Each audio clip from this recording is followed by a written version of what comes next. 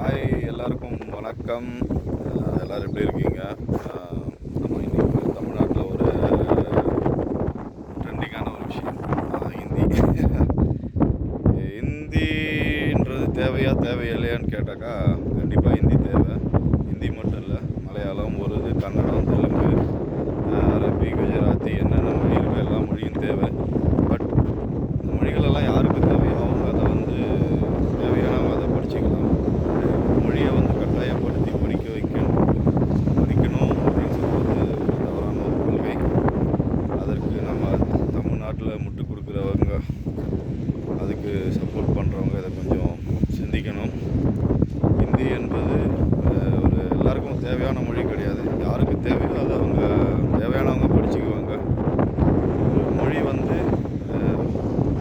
படிக்கணுமா வேணாமான்றது அவர்களோட தனிப்பட்ட உரிமை.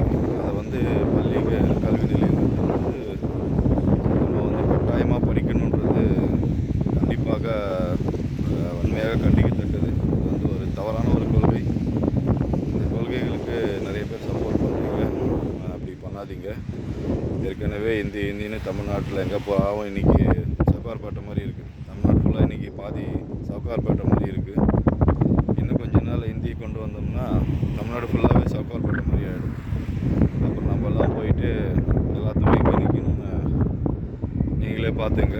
இன்றைக்கி ஒரு சின்ன ஹார்ட்வேர் கடையிலேருந்து எலக்ட்ரிக்கல்ஸ்லேருந்து எல்லாமே பார்த்தீங்கன்னா இன்றைக்கி வடநாட்டாரோட ஆதிக்கம் தான் இன்றைக்கி தமிழ்நாட்டில் நிறைய இடத்துல இருக்குது. அதனால் ஹிந்தி வேண்டான்னு சொல்லலை, எல்லா மொழியும் தேவை. எல்லா உலகத்தில் இருக்கிற எல்லா மொழியும் நம்ம கற்றுக்கணும். அது யார் யாருக்கு தேவையோ அவங்க கற்றுக்கட்டும். ஒரு மொழியை கண்டிப்பாக படித்து ஆகணும்னு திணிக்கிறது ஒரு தவறான கொள்கை. மொழி தான் நம்மளுடைய அடையாளம், மொழி தான் நம்மளுடைய உயிர் மூச்சு.